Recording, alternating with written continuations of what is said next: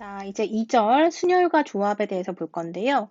자, 우리 앞에서 1절에서는 경우의 수를 구하는 방법에 대해서 간단히 얘기했고, 이제 순열과 조합이라는 것 역시 경우의 수를 따지는 하나의 방법인데, 이제 우리가 이것을 하고 나면 확률이라고 하는 개념을 정리할 수가 있고, 그 다음에 통계라고 하는 부분으로 진입을 할 수가 있어요. 자, 순열이 무엇인지 한번 알아보도록 할게요.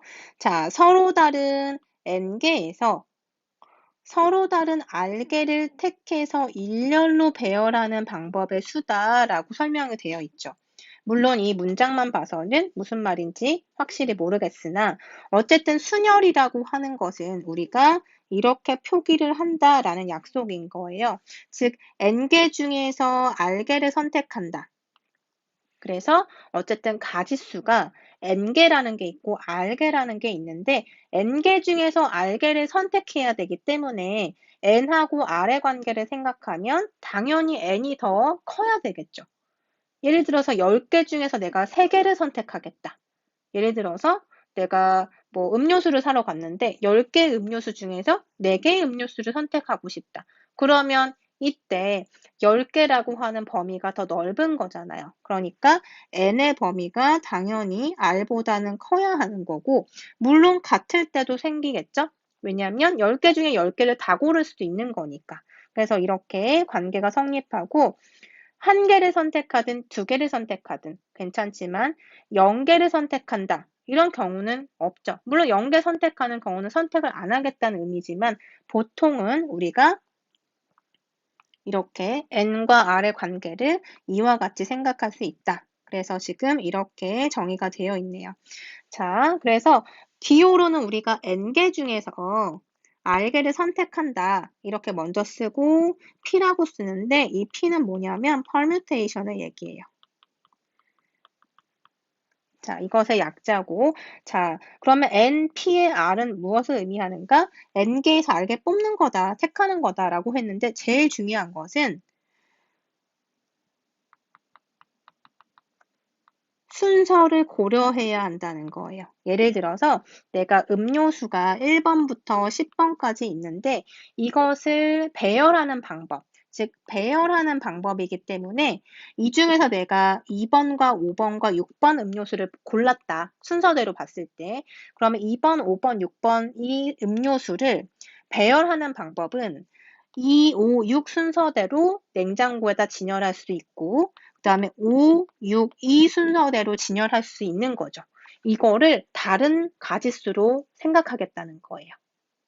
그렇죠? 물론 음료수 자체로만 보면 2번 음료수, 5번 음료수, 6번 음료수가 다 있으니까 같은 셋이긴 하지만 순서로 따지면 2번이 맨 앞에 있고 5번이 중간에 있고 6번 음료수가 마지막에 배열된 그런 그림하고 그 다음에 5번이 맨 처음에 있고 6번이 두 번째 있고 2번이 마지막에 있는 그 냉장고에서의 그림은 서로 다른 거죠. 그래서 이렇게 순서를 고려하는 방법을 순열이라고 하는 거예요. 즉 순서를 고려한 배열이다라고 생각하시면 되겠죠.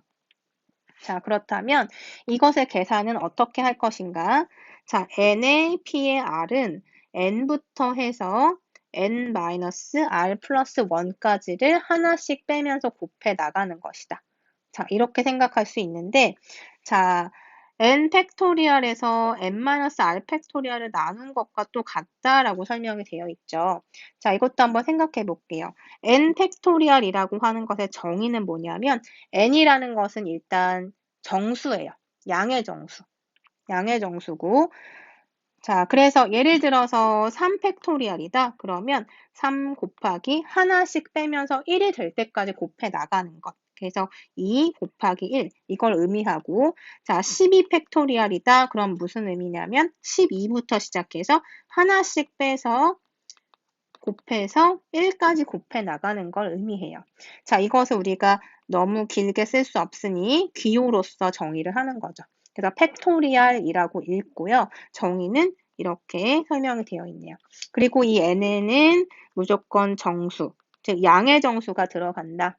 그래서 마이너스 3 팩토리얼 이런 용어는 쓰지 않고 우리가 보통 양수에 대한, 양의 자연수에 대해서 우리가 이렇게 팩토리얼을 정의하는데 사실은 이 팩토리얼이라는 개념을 그러면 정수만 써야 하는가? 이건 그냥 여러분이 이제 알아두면 좋은 내용인데 정수만 쓸 수 있는가? 양수만 쓸 수 있는가? 사실 이걸 실수로 확장할 수도 있어요. 여러분이 이제 처음 듣는 얘기일 텐데 자, 이 팩토리얼 개념을 실수로 확장한 게 감마 펑션이에요. 그래서 보통 이렇게 표기를 하는데 감마 펑션이라고 하는 게 정의가 돼서 이 팩토리얼 개념을 실수 범위로 확장한 거. 그러니까 예를 들어서 2분의 1 팩토리얼은 우리가 모르는 값인데 이거는 이제 감마 함수라는 것으로 정의가 돼서 계산을 할 수가 있어요. 하지만 우리는 지금 n 팩토리얼이라고 하면 일반적으로 정수를 의미하는 거다. n이라고 하는 것은. 근데 여러분 나중에 이거 실수로도 확장할 수 있어. 이렇게 알고 계시면 돼요. 우리는 지금 실제적으로는 양수에 대해서만 얘기를 할 거고요. 자, 그리고 0 팩토리얼은 1이라고 이제 정의를 하고 n에서 p의 제로는 1이다라고 했는데 이것의 뜻도 한번 생각해 보면 n개 중에서 0개를 선택하는 거. 하나도 선택 안 하겠다는 거예요. 그러면은 몇 개가 있든지 물건이든 뭐 어떤 선택 사항이든 n가지의 경우에서 내가 한 가지도 선택하지 않는 것은 그냥 그 한 가지인 거죠. 내가 선택을 안 했다. 이것에 대한 한 가지. 선택 안 한 것 자체에 대한 한 가지로 우리가 경우를 세는 거죠. 나는 아무것도 선택하지 않았어. 이거 자체가 한 가지가 된다는 뜻이에요. 자, 이렇게 정의를 할 거고 위에 있는 2번 식을 한번 다시 보면 팩토리얼의 정의에 의해서 이 식을 한번 생각해 봅시다. 분자에 있는 n 팩토리얼은 n에서부터 어디까지 하나씩 빼면서 1까지 곱하는 거죠. 이걸 의미하고 그다음에 분모에 있는 n-r 팩토리얼은 n-r이라는 숫자에서 하나씩 빼면서 곱해 나가는 거예요. 그러면 하나 빼고 두 개 빼고 세 개 빼고 해서 마지막에 어디까지? 1까지. 이렇게 된다는 소리겠죠. 자, 그러면 여기에서 우리가 이제 한번 생각해 봅시다. 지금 순서 관계가 r이라고 하는 숫자는 n보다 작거나 같다라고 했기 때문에 예를 들어서 n이 10이라고 생각하고 r이 5라고 생각을 해본다면 여기 n-r은 5가 될 거고요.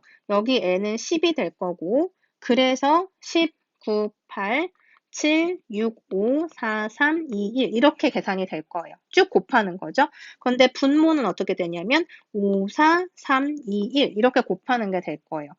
그러면 분모와 분자를 봤을 때 5, 4, 3, 2, 1 곱한 것이 공통적으로 보이기 때문에 약분이 가능하다는 거죠. 그래서 19, 8, 7, 6만 계산하면 되는데 이렇게 곱하는 것만 계산하면 되는데 이 6이라는 숫자, 즉 마지막에 있는 숫자가 과연 무엇인가 생각해 보니 r이라고 하는 게 5였기 때문에 r보다 하나 더 큰 숫자인 거예요. 그쵸? 그런데 이것도 생각해 보면 n이라고 하는 숫자 10에서 r을 빼면 5인데 거기다가 하나 더한 게 6이 되는 거죠. 자, 그래서 6이라는 숫자는 어떻게 표현 가능하냐면 n에서 r을 뺀 거에서 더하기 1한 거란 말이에요. 그쵸? 그러니까 일반화해서 쓰면 이렇게 되는 거고 여러분이 하나씩 대입을 해봐도 이게 성립하는 거죠. 자, 그래서 지금 이렇게 약분하고 남은 숫자만 보면 결국엔 n에서 n-1 그리고 어디까지? n-r 플러스 1까지 곱한 것들로 표현이 된다라는 거예요. 그래서 지금 이 식과 좌변의 식이 서로 같다라고 되어 있는 거고 이것이 n에서 r개를 선택하는 순서를 고려해서 배열하는 방법의 수다. 이게 이제 계산하는 방법인 거죠. 자, 그래서 이 계산 방법대로 예제 1번 한번 풀어봅시다. 자, 1번 5개에서 4개를 선택하겠다라고 했는데 그러면 우리 어떻게 계산한다? 5개 중에서 4개를 선택해서 일렬로 배열하겠다. 그러면 자, 5에서 시작해서 어디까지? 자, n-r 플러스 1이니까 5에서 4 빼면 1이고 더하면 2죠? 그러니까 2가 될 때까지 곱해서 계산하는 거예요. 그럼 543이 곱하면 120 이렇게 계산할 수 있죠. 그쵸? 그리고 2번은 6에서 6개에서 3개를 고르겠다. 순서를 고려해서 배열을 해보겠다. 그래서 6에서 어디까지 곱해서 나가냐면 n-r 플러스 1 여기까지니까 n에서 r을 빼서 플러스 1이면은 4까지죠. 그러니까 6, 5, 4를 곱한 것이다. 그래서 120까지 이렇게 생각할 수 있는데 이것을 의미로 여러분이 생각해도 충분히 계산할 수 있어요. 자, 어떻게 생각하냐면 자, 5개 중에서 5개가 이렇게 있어요. 뭔지 모르겠는데 ABCD라는 게 있다고 생각해 볼게요. 그런데 그 중에서 4개를 선택하고 싶은 거예요. 그럼 4개를 선택하는 거는 내가 C만 제외하고 A, B, D 선택할 수 있고 E만 제외하고 A, B, C, D를 선택할 수도 있죠. 그쵸? 자, 그런데 문제는 뭐냐면 순서를 고려해야 된다는 거예요. 그래서 만약에 C만 제외하고 A, B, D, E를 선택한다고 하더라도 여기에서 가능한 가짓수는 이것들의 순서를 바꿔서 또 경우의 수를 세야 되는 거죠. 그래서 A, B, E, D로 뽑는 경우도 있는 거고 그 다음에 A, D, B, E로 뽑을 수도 있는 거고 이렇게 다양하게 경우의 수가 나올 거란 말이에요. 그래서 우리가 생각하기를 자 그러면 4개를 내가 이 5개 중에서 고르게 될 텐데 뭐 A, B, C, D가 내가 가고 싶은 장소일 수도 있는 거고 내가 사고 싶은 책이 될 수도 있는 거고 하지만 그 중에서 4개를 배열한다. 순서대로 배열한다. 즉 예를 들어서 A, B, C, D가 내가 가고 싶은 여행지라고 한번 해볼게요. 예를 들어서 여러분이 제주도를 갔다. 그럼 제주도에서 나 어디 갔다가 어디를 들려서 마지막에 여기까지 가서 이렇게 코스를 짜고 싶은 거예요. 그러면 순서가 다르면 이건 다른 일정이 되는 거잖아요. 그래서 그 중에 4가지 경로를 내가 뽑고 싶다라고 하면 자, 맨 처음에 올 수 있는 가짓수를 생각해 봅시다. 몇 가지가 올 수 있는 거예요. A, B, C, D라고 하는 지역 5개가 모두 선택사항 중에 들어가죠. 자, A를 먼저 갈 수 있는 거고, B를 먼저 갈 수 있고, 또는 C를 갈 수도 있고, 또는 D를 갈 수도 있고, E를 갈 수도 있어. 그러면 총 5가지라는 경우의 수가 고려가 되겠죠. 그러면 이 중에서 5가지 중에서 내가 한 가지를 선택을 했다. 그러고 나면 몇 가지 선택지가 남아요? 4가지 선택지가 남죠? 그럼 그 4가지 중에 한 군데를 그 다음 코스로 정하게 되는 거죠. 그러면 4가지 중에 하나니까 하나, 둘, 셋, 넷. 4가지 중에 하나. 그럼 4가지의 경우의 수가 생기는 거고. 그 다음은 어떻게 되죠? 첫 번째 지나가는 장소, 두 번째 장소 빼고 3개의 장소가 남아있고 난 그 중에 하나 선택해서 또 여행 경지로 선택하면 되는 거니까 이 중에 하나니까 3가지가 되는 거예요. 그럼 이제 우리 첫 번째 갔던 장소 제외하고 두 번째 갔던 장소 제외하고 세 번째 내가 선택한 장소 제외하고 나면 나머지 2개의 코스가 2개의 장소가 남는 거예요. 내가 가고 싶은 장소. 그러면 그 중에 2가지니까 2가지의 선택사항이 있는 거죠. 자, 그리고 나서 생각해 보니까 이렇게 처음에 내가 갈 수 있는 경우의 수. 예를 들어서 뭐 용두암이나 아니면 뭐 예를 들어서 어디라고 할까요? 서귀포시 어딘가, 그리고 또 3번째 어디, 4번째 어디, 5번째 이렇게 정해놨는데 그 중에 한 군데를 결정하고, 그죠? 그리고 나면 그 첫 번째 내가 갔던 데는 제외하고 다른 데로 이동할 거잖아요. 그래서 그 나머진 4가지. 그럼 여기에서 지금 이 관계는 서로 다른 거고 각각 발생하는 거죠. 그쵸? 독립적인 거기 때문에 곱의 법칙을 쓴다는 거예요. 그래서 다 각각의 경우를 곱해주면 결국에 5 곱하기 4 곱하기 3 곱하기 2가 된다. 그래서 총 120가지가 된다. 이게 지금 우리가 순서를 고려해서 총 배열하는 방법의 수고 우리가 기호로서는 이렇게 표현한다는 거죠. 그러니까 여러분이 생활 속에서 한번 잘 생각해 보면 이렇게 경우의 수 따지는 일들이 굉장히 많을 거예요. 예제 2번 봅시다. 자, 예제 2번에 보면 6명의 선수 중에서 4명을 선발해서 400m 개주에 출전시키려고 한다. 이때 출발 순서까지 생각해서 선수를 선발하는 방법은 모두 몇 가지냐? 지금 중요한 거는 뭐라고 했죠? 순서를 고려해라. 그러니까 이것은 순열의 의미를 갖고 있다. 즉, 6명 중에서 지금 뭘 하냐면 4명을 뽑겠다라는 거죠. 택하겠다라는 거야. 즉, n에 해당하는 게 6이고 r에 해당하는 게 4가 된다라는 뜻이고, 지금 출발 순서 고려해서 선발하는 방법. 자, 생각해 보면 6명 중에서 순서를 고려하니까 순열이라고 보면 되고 4명을 뽑아내는 거예요. 그쵸? 그래서 간단히 생각하면 순열의 공식을 이용해서 6 곱하기 어디까지? 6에서 4 빼서 더하기 1을 한 3까지 곱해 나가는 거죠. 그래서 총 360까지 이렇게 계산을 할 수가 있다. 그러니까 사실은 이렇게 보는 거죠. A라는 선수, B라는 선수, C라는 선수, D라는 선수, E라는 선수, F라는 선수 6명이 있는데 이 중에 4명을 선발하되 순서를 고려하겠다. 그러면 자, 4명의 티켓이 있는 거예요. 4명을 선발할 건데 자, 첫 번째 내가 뽑을 사람 누가 될 것인가? A, B, C, D, E, F 중에서 한 명인 거잖아요. 그럼 6가지 가능한 경우의 수가 있죠. 만약에 여기에서 B를 선택했다. 첫 번째 선수로. 그럼 두 번째 선수. 누굴 할 수 있나요? B를 제외하고 나머지가 선택 가능한 거죠. B를 제외하고 A, C, D, E, F 5명 중에서 선택할 수 있으니까. 그래서 A, C, D, E, F 중에서 한 명을 선발하겠다. 그럼 그 중에서 내가 D를 선택했다고 하면 그 다음 세 번째 티켓은 누가 가지고 갈 수 있어요? 그쵸? A, C, E, F 중에 한 명이 선택받을 거니까 4가지 경우의 수를 생각하는 거죠. 그래서 만약에 여기에서 A가 선택받았다. 그러면 몇 명이 남나요? C, E, F와 같이 3명이 남게 되는데 여기에서도 역시 3가지 경우의 수가 발생하고 내가 여기에서 예를 들어서 E를 선택할 수 있는 거고 그죠? 나머지 C를 선택할 수 있고 F를 선택할 수도 있고 이렇게 따지면 순서를 고려했을 때 굉장히 많은 가지수가 나오게 되겠죠. 그래서 이렇게 6명 뽑을 수 있고 그것을 제외한 5명을 또 뽑을 수 있는 것이고 또 제외해서 4명을 뽑을 수 있는 선택이 있고 그 다음에 또 3명을 뽑을 수 있는 선택이 있고 이것들은 동시에 발생하는 건 아니죠. 얘 뽑고 나면 그만이고 여기서 또 지금 앞에 있는 것을 고려하지 않고 즉 B라고 하는 거 제외하고 여기서 단독으로 진행하는 거니까 다 곱의 법칙으로 해서 이렇게 곱해주는 것이고 이것의 의미가 바로 이거고 이것의 의미가 바로 이것이 된다. 즉 순열이 된다. 예제 3번에 들어가기 전에 순열에서 조금 대표적인 다른 응용인 원순열에 대해서 한번 볼게요.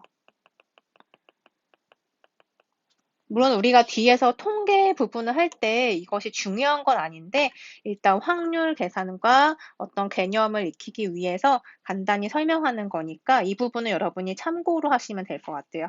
자, 일단 원순열이 뭐냐면 우리가 보통 모임을 갖거나 친구들과 만나면 또는 뭐 가족 모임이 있을 때 어떤 식당에 갔다. 그런데 식탁이 원 모양이다 라고 했을 때 자, 이렇게 둥글게 앉는 경우가 있죠. 그리고 여러분들이 뭐 조별 과제를 한다거나 그럴 때도 이런 둥그런 탁자 위에 앉아서, 탁자 옆에 앉아서 이제 과제를 하거나 이런 경험들이 있을 거예요. 그런데 여기에 이제 어떤 순서로 앉는가를 정하는 건데, 자, 예를 들어서 A, B, C라고 하는 3명의 학생이 있다고 해볼게요. 자, 여기다 씁시다. 아래다가 3명의 학생이 있어요. 그런데 이렇게 둥그런 탁자 주변으로 앉는 방법을 한번 생각해 보려고 해요. 자, 일단 A, B, C라고 하는 학생을 일렬로 배열하는 방법의 수는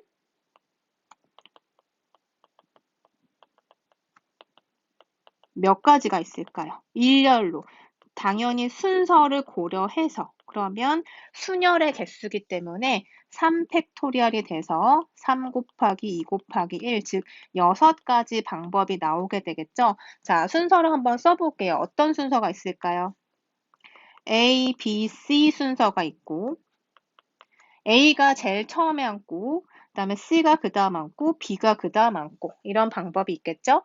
그 다음에 B가 맨 처음에 앉고 A가 앉고 C가 앉는 방법, 그리고 B가 앉고 C가 앉고 A가 앉는 방법 이렇게 있을 거고 C가 처음에 앉고 A가 그 다음, B가 그 다음, 또 C가 앉고 B가 앉고 A가 앉는 이런 총 6가지의 방법이 있을 거예요.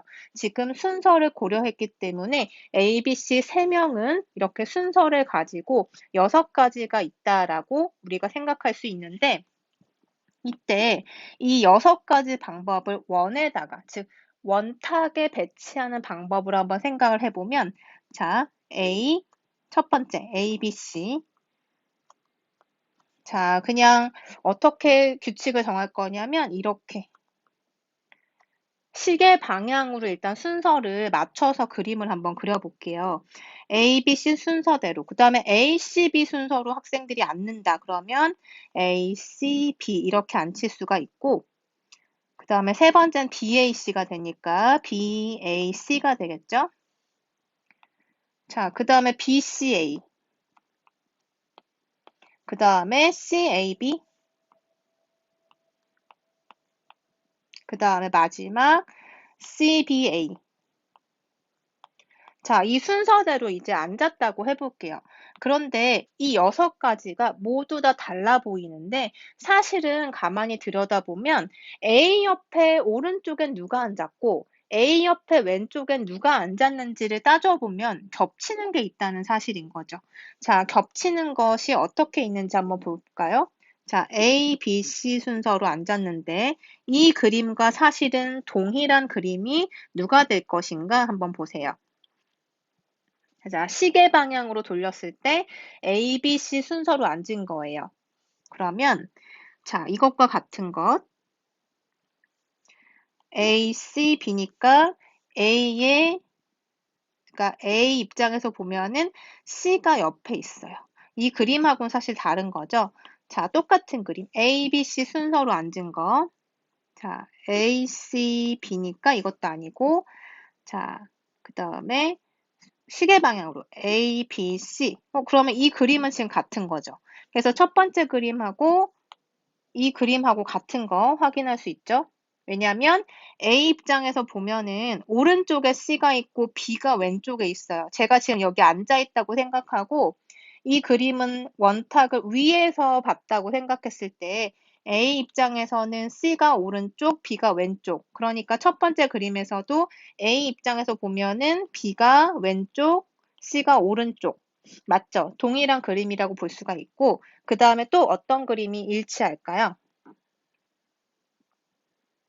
시계 방향으로 봤을 때, 그쵸? A, B, C 이렇게 보면은 이 그림도 역시 마찬가지 순서인 것을 확인할 수 있죠. 단 그림상에서 보면 위치를 제가 A를 여기다 썼을 뿐이지, 그리고 A를 여기다 썼을 뿐이고 A를 여기다 썼을 뿐이지, A를 기준으로 했을 때 오른쪽에 C가 있고 왼쪽에 B가 있는 건 똑같은 거죠. 그래서 지금 결론은 이렇게 첫 번째, 네 번째, 다섯 번째 그림은 동일한 것을 의미한다. 순서가 동일하다라는 뜻이에요. 자, 그럼 두 번째 그림도 한번 살펴볼게요. 자, 두 번째 그림을 보면 순서를 봤을 때 A, C, B의 순서예요. 그쵸? 그러면 순서대로 A, C, B. 시계 방향으로 봤을 때 A, C, B의 순서가 맞죠. 그 다음에 마지막 그림도 시계 방향으로 보면은 A, C, B의 순서가 맞죠. 그쵸? 위치만 다를 뿐이지 C의 입장에서도 한번 생각해 보면 A가 오른쪽에 있는 거다. C의 입장에서 보면 A가 오른쪽에 있고 C의 입장에서 보면은 A가 오른쪽에 있는 거 맞죠? 그쵸? 이렇게 앉아 있다고 했을 때. 그래서 지금 이렇게 세 개의 그림이 같은 순서를 의미하는 거다. 즉, 우리가 일렬로 배열하는 거하고 이거를 원탁에 앉았을 때, 원으로 배치를 했을 때는 사실 시작점과 끝점이 이제 이렇게 회전을 하면서 사실은 같은 그림이 돼버린다는 거죠. 그래서 원래는 6가지였는데 이렇게 동일한 거를 제외를 시키면 총 지금 어떻게 볼 수 있나요? 이렇게 한 덩어리 하고 우리 앞에서 봤던